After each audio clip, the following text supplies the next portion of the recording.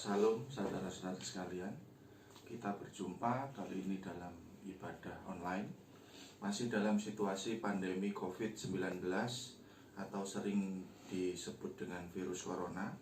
Puji Tuhan kita masih diberikan waktu untuk bersekutu memuji dan mendengarkan firman Tuhan pada saat ini. Meskipun pada saat ini kita tidak dalam satu ruangan atau berkumpul di tempat yang sama. Sebelum kita mendengarkan firman Tuhan, mari kita berdoa. Terima kasih Bapa atas penyertaan-Mu di tengah pandemi COVID-19 ini. Kami masih diperkenankan oleh Engkau untuk mendengar firman-Mu. Kiranya firman yang kami sampaikan hanya bersumber daripada-Mu Tuhan. Kiranya firman ini dapat membangun iman kami, memperkuat iman kami, dan melepaskan kami dari rasa takut. Ya Tuhan, sertai setiap anak-Mu yang mendengarkan firman ini. Semoga firman ini menjadi kekuatan bagi kami masing-masing. Dalam nama Tuhan kami Yesus Kristus kami berdoa. Haleluya, amin. Firman Tuhan kali ini terambil dari Ulangan 31 ayat yang pertama sampai yang ke-8 dengan judul perikop Yosua sebagai pengganti Musa. Saya akan bacakan untuk saudara-saudara sekalian. Kemudian pergilah Musa, lalu mengatakan segala perkataan ini kepada orang-orang Israel. Berkatalah ia kepada mereka, "Aku sekarang berumur 120 tahun. Aku tidak dapat giat lagi, dan Tuhan telah berfirman kepadaku, Sungai Yordan ini tidak akan kau seberangi. Tuhan Allahmu, dialah yang akan menyeberang di depan. Dialah yang akan memunahkan bangsa-bangsa itu dari hadapanmu, sehingga engkau dapat melihat negeri mereka. Yosua, dialah yang akan menyeberang di depanmu seperti yang difirmankan Tuhan. Dan Tuhan akan melakukan terhadap mereka seperti yang dilakukannya terhadap Sion dan Og, raja-raja orang Amori, yang telah dipunahkannya itu, dan terhadap negeri mereka. Tuhan akan menyerahkan mereka kepadamu, dan haruslah kamu melakukan kepada mereka tepat seperti perintah yang kusampaikan kepadamu. Kuatkan dan teguhkanlah hatimu, janganlah takut dan jangan gentar karena mereka. Sebab Tuhan Allahmu tidaklah yang berjalan menyertai engkau. Ia tidak akan membiarkan engkau dan tidak akan meninggalkan engkau." Lalu Musa memanggil Yosua dan berkata kepadanya di depan seluruh orang Israel, "Kuatkan dan teguhkanlah hatimu, sebab engkau akan masuk bersama-sama dengan bangsa ini ke negeri yang dijanjikan Tuhan, dengan sumpah kepada nenek moyang mereka untuk memberikannya kepada mereka. Dan engkau akan memimpin mereka sampai mereka memilikinya. Sebab Tuhan, Dia sendiri akan berjalan di depanmu. Dia sendiri akan menyertai engkau. Dia tidak akan membiarkan engkau dan tidak akan meninggalkan engkau. Janganlah takut dan janganlah patah hati." Demikian firman Tuhan yang terambil dari Ulangan 31 ayat 1 sampai dengan 8.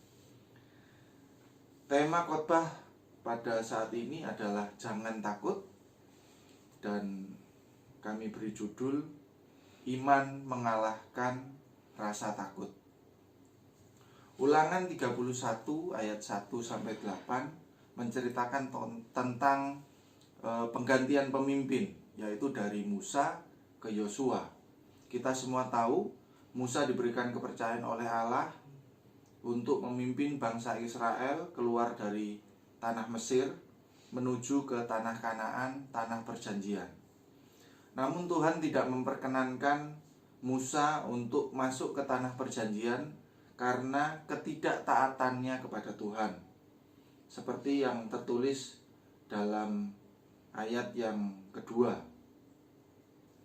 Namun yang akan kita bahas pada saat ini adalah bukan tentang ketidaktaatan Musa, tetapi kita akan bahas tentang proses peralihan pimpinan dari Musa ke Yosua.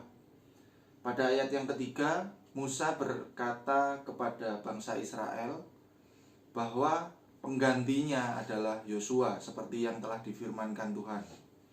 Sebelum kita lebih jauh membahas tentang pergantian pemimpin ini, baiklah kita mengenal terlebih dahulu siapakah Yosua itu.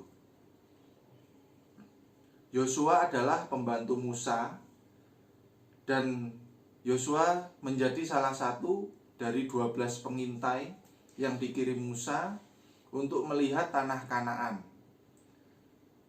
Ini tertulis dalam Bilangan 13. Nama Yosua sebenarnya adalah Hosea bin Nun dari Efraim, tetapi Musa memanggilnya Yehosua atau Yosua, yang kemudian lebih umum dipakai, yang artinya ia akan menyelamatkan atau keselamatan dari Yehova. Kakek Yosua, Elisama bin Amihud, hidup sezaman dengan Musa dan berkedudukan sebagai pemimpin Bani Efraim. Yosua dilahirkan di Mesir sebelum bangsa Israel keluar dari tanah Mesir. Yosua muda sebenarnya merasa takut atau tidak pede menggantikan kedudukan Musa kala itu. Secara usia, Yosua dan Musa memiliki rentang yang jauh. Diceritakan di atas, Musa hidup sezaman dengan Elisama. Jadi Musa ini sepantaran atau seusia dengan kakek dari Yosua. Yosua sudah membayangkan bagaimana dia harus memimpin bangsa yang besar ini, bangsa Israel, untuk melanjutkan perjalanan masuk ke tanah Kanaan, tanah perjanjian. Sedangkan Yosua sendiri tahu bangsa Israel adalah bangsa yang sering bersungut-sungut, sering menggerutu, ngomel, belum lagi tantangan untuk memerangi atau mengalahkan bangsa-bangsa lain. Karena Musa mengenal benar akan rasa takut dan kekhawatiran yang dialami oleh anak didiknya, pada ayat ke-6 Musa mengatakan,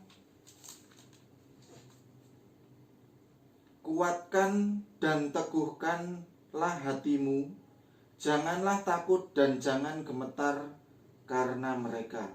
Sebab Tuhan Allahmu, Dia yang berjalan menyertai engkau. Ia tidak akan membiarkan engkau dan tidak akan meninggalkan engkau." Lalu dilanjutkan pada ayat yang ke-7, lalu Musa memanggil Yosua dan berkata kepadanya di depan seluruh bangsa Israel, "Kuatkan dan teguhkanlah hatimu, sebab engkau akan masuk bersama-sama dengan bangsa ini ke negeri yang dijanjikan Tuhan dengan sumpah kepada nenek moyang mereka untuk memberikannya kepada mereka, dan engkau akan memimpin mereka sampai mereka memilikinya." Di sini Musa memberikan kekuatan atau memberikan perkataan langsung kepada Yosua agar Yosua meneguhkan hati agar tidak takut. Ketakutan dan kekhawatiran sangat wajar dialami oleh manusia. Begitu juga yang dirasakan oleh kaum muda. Banyak ketakutan-ketakutan yang dialami oleh kaum muda, antara lain takut tidak bisa menyelesaikan pendidikan, takut tidak bisa tidak mendapat pekerjaan, takut tidak mendapatkan jodoh, takut tidak bisa hidup yang mapan, takut tidak bisa bersosialisasi dengan baik, takut tidak punya teman. Seperti saat ini yang ketakutan banyak melanda manusia adalah takut terjangkit virus corona, dan masih banyak bentuk ketakutan-ketakutan lainnya. Rasa takut ini bagaikan raksasa yang gentayangan di muka bumi dan membuat manusia gagal. Dalam Lukas 21 ayat 26 mengatakan, orang akan mati ketakutan karena kecemasan berhubung dengan segala apa yang menimpa bumi ini, sebab kuasa-kuasa langit akan goncang. Walaupun rasa takut gentayangan di muka bumi, tetapi percayalah, Tuhan kita Yesus Kristus mempunyai keberanian untuk mengalahkan rasa takut itu. Hasil survei mengatakan 40% manusia takut kepada kecemasan yang tidak pernah terjadi. Mereka takut kepada hal-hal yang mungkin tidak akan terjadi dan takut itu terlalu berlebihan. 30% manusia takut akan pengalaman masa lalu. Kebanyakan manusia trauma dengan kejadian-kejadian yang tidak mengenakan di masa hidupnya. 12% manusia takut akan perkara yang remeh dan kecil. Jangan biarkan perkara-perkara yang remeh dan kecil itu membuang waktu dan kesempatan kita. 10% manusia takut akan sakit yang berbahaya. Mungkin untuk yang 10% ini sekarang meningkat menjadi 50% atau bahkan lebih ya. Karena di tengah-tengah pandemi ini pasti orang-orang banyak takut atau khawatir akan terjangkit virus corona ini. Dan hanya 8% manusia yang bebas dari rasa takut. Inilah hasil survei tentang rasa takut pada manusia. Setiap kita bisa menghapus ketakutan saat ada Yesus di dalam hati kita. Orang akan berani kalau ada Yesus di dalam hidup dan kehidupan mereka. Pertanyaannya adalah, mengapa manusia mengalami ketakutan dan kekhawatiran? Yang pertama, manusia kurang percaya akan kehadiran Tuhan. Yang kedua, manusia membiarkan Yesus tidur atau tidak membiarkan Yesus bekerja dalam kehidupannya. Dan yang ketiga, yang mengakibatkan ketakutan atau rasa takut itu muncul adalah manusia merasa mampu melakukan apapun sendiri. Percaya diri adalah sesuatu hal yang bagus, tetapi jangan biarkan itu over atau merasa mampu mengatasi semua masalah dengan sendiri. Tetapi belajarlah dari teladan Rasul Paulus yang memiliki Yesus di dalam hidupnya, sehingga ia memiliki rasa percaya diri. Dan takut itu tidak ada dalam diri Paulus. Kesombongan adalah dosa pertama yang pernah ada, karena kesombongan Lucifer jatuh dalam dosa. Jadi, jangan banggakan diri kita, tetapi banggalah karena Yesus ada di dalam diri kita. Takut dan iman adalah dua hal yang bertolak belakang. Karena itu orang perlu memiliki iman, sehingga rasa takut itu akan hilang dari dalam diri kita. Tetapi kalau orang sedikit iman, ia penuh dengan rasa takut. Takut adalah sesuatu hal yang negatif, tetapi iman adalah sesuatu hal yang positif. Jangan biarkan ketakutan menguasai setiap kita. Manusia pertama diciptakan Allah penuh kuasa, bersalut kemuliaan dan tidak ada rasa takut. Tetapi karena dosa, manusia mengalami ketakutan. Ada dua macam ketakutan. Yang pertama adalah takut kepada masalah. Ini adalah hal yang negatif. Kemudian yang kedua adalah takut akan Allah. Dan ini adalah hal yang positif. Milikilah pengenalan yang baik kepada Yesus. Taruhlah firman Tuhan dalam hati kita. Jadi, kita ingin mengalahkan rasa takut, alihkanlah pandangan kita. Jangan terus melihat musuhmu, tetapi lihatlah kepada Allah. Allah kita jauh lebih besar dari segala masalah, dari segala ketakutan yang kita miliki. Pertanyaannya, bagaimana kita bisa jauh atau menang dari rasa takut? Yang pertama, pandang kepada Allah dengan sepenuh iman dan nyanyian, pujian dan penyembahan. Apapun masalah kita yang ada di depan mata, tetap tertujulah hati kita kepada Tuhan.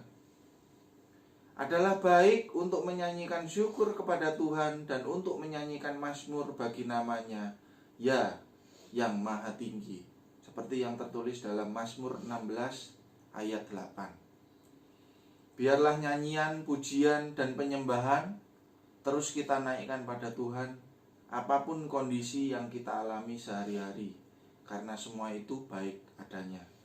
Kemudian yang kedua, agar kita terbebas dari rasa takut adalah membaca, mendengar, dan melakukan firman Tuhan. Biarlah iman kita membaca dan takut kita mencair. Cintailah Alkitab dan bacalah firman Tuhan setiap hari. Alkitab adalah buku satu-satunya ajaran dari Allah kepada manusia. Lewat Alkitab kita akan belajar tentang ilmu roh. Karena manusia terdiri dari tubuh, jiwa, dan roh. Tidak cukup ilmu tubuh dan jiwa saja yang kita kuasai. Kemudian yang ketiga, saudara-saudara, berdoalah dan berserah kepada Roh Kudus. Doa bukan tempat kita untuk minta-minta. Berdoa untuk sekitar kita dan jangan fokuskan doa untuk diri kita sendiri. Serahkan semua ketakutan dan kekhawatiran kita padanya. Jadi, saudara-saudara terkasih, yang dapat mengalahkan ketakutan-ketakutan kita adalah iman. Iman kita terhadap Tuhan kita Yesus Kristus. Kita harus perkuat dan teguhkan iman percaya kita, dan jangan takut. Tuhan selalu menyertai kita, dan Tuhan tidak akan pernah meninggalkan kita sampai akhir zaman. Amin. Mari kita tutup pertemuan kita pada kali ini dengan doa. Terima kasih Tuhan, terima kasih Yesus, terima kasih Roh Kudus. Engkau telah mengajarkan kami untuk tidak menjadi manusia yang takut Tuhan.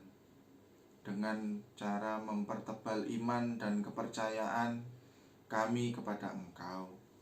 Ajarkan kami untuk terus beriman kepada Engkau sampai akhir zaman Tuhan.